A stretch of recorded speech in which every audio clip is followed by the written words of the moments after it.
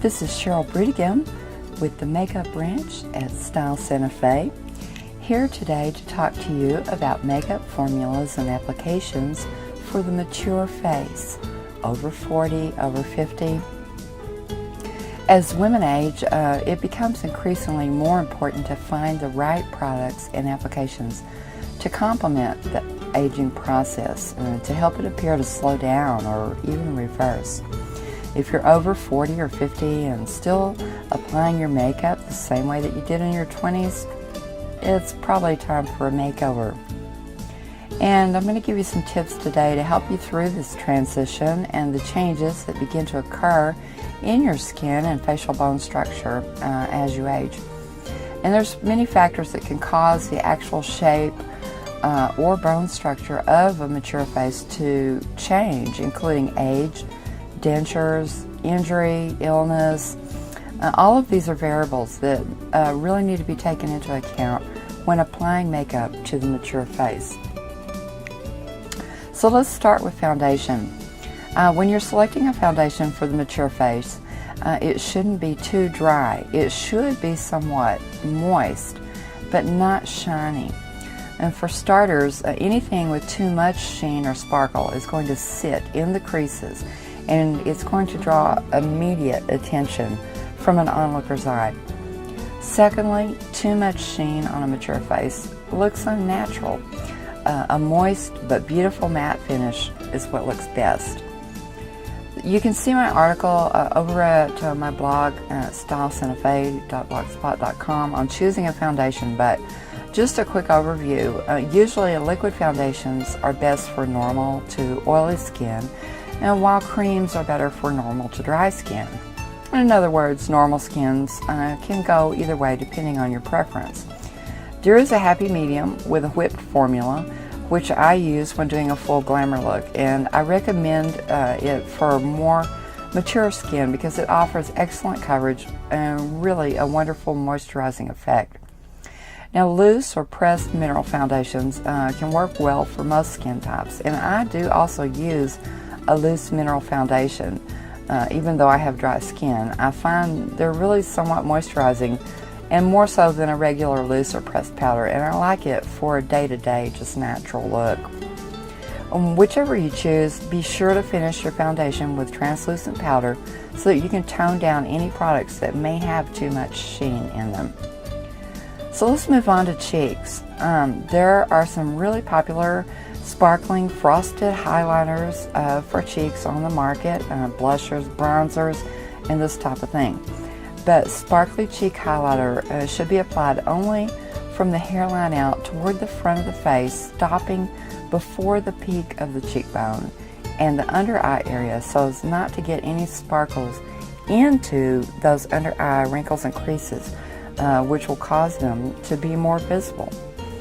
Our faces mature and they begin to sink or look drawn, and areas that we previously contoured in darker shades become sunken, and so rather than contour and sink them further, we now need to lighten them up and bring them back out so that we can give the appearance of a more youthful, filled out, rounded face.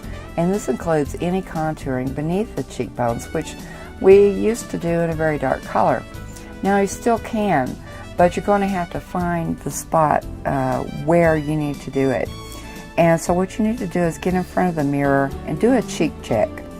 If the area located straight down below the outer pupil and in line with the end of the nose, in other words, the center of the side of your face, just below your cheekbone, if it's become sunken or hollowed out, don't contour in that area.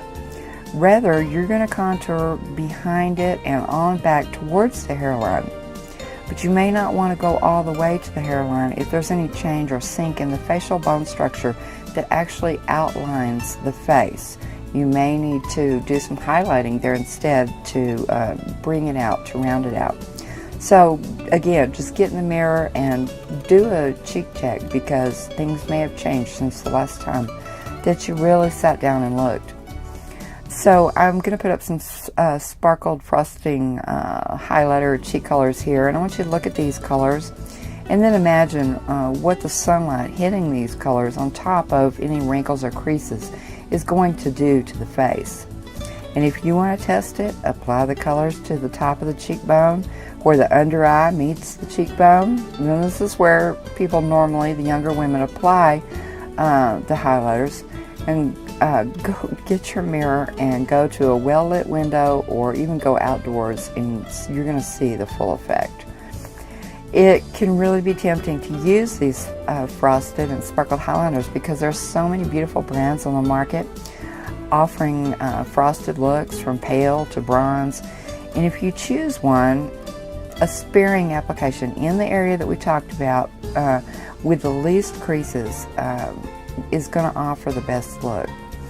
So here's some example packs of matte blush colors that do come with beautiful matte highliners. And otherwise, you know, you want to stick with those matted colors for the cheeks and any highlighting. Just a hint of sparkle at the very most. So moving on to the eyes, sparkle or frosted colors can be worn on the mature eye, but it's best applied in the center of the lid in a light color or by partially lining the outer and upper and lower corners, sweeping upward at the corner and going no further inward than the outer edge of the pupil. And you're going to apply colors to the remainder of the eyes in matte shades because these work easily to really soften the eyes, and that's what we want. The eyes are another area that tend to become sunken and hollow. The hooded lids, that's another problem, which we'll get to in another video. But the sparkly frosted shades are simply going to draw attention and enhance those type of problems. So you can use the sparkle frosted colors on the eyes, but in the areas that we just mentioned. So lips. Now this is where you really get to play with the sparkles and the frost. There are some beautiful lighter colors and moisturizing formulas, and this is where you really get to play again with those sparkles, because the moisturizing formula is best. You don't want to use a dry matte formula on the lips, only if it is a moisturizing formula. If the lip color is not moisturizing, the already dried aging skin is going to appear even drier. The lines are going to be even more visual. And dark colors are not going to be the best choice because of the same reasons for the mature face, because as we age, our lips tend to become drawn and wrinkled, and therefore making the lips and the mouth appear smaller because darker recedes. So dark colors recede, so a dark lip shade will only make the mature lips look smaller and more drawn. Dark matte colors are really the worst look. Lighter is better. One trick, if you want to use a darker lip color, is to apply the shade and then blot it. Then apply one of the new nude tones over it in a tone that matches the darker shade. And be sure to use a brand that's really moisturizing. And this will remove any harshness, but it's still going to allow the darker color that you want. A lighter glossy lip stain may be best for older lips, and if it's moisturizing, because it'll give a solar color while not being so dark, and it'll offer that moist look. So you want to finish everything with a final sweep of translucent powder to tone down anything that just a notch, as well to set all of your makeup. Include a sweep over the eyeshadow and the lip color as well, and apply any lip gloss that you might be using after the last sweep of translucent powder. And that sweeping the lips before the gloss, that's going to help to set your lip color and keep it longer. Just remember, one of the main keys to a great look is to blend, blend, blend, so that there aren't any harsh lines that are going to draw attention to any creases or wrinkles in the skin. Makeup brushes, cosmetic sponges, or whatever you prefer, there's plenty of tools to help you smooth and blend to perfection. And stay hydrated, drink plenty of water. And if you're in a dry climate, sleeping with a humidifier can do wonders for mature skin. I call it a beautifier. Keeping yourself hydrated is one of the best things that you can do.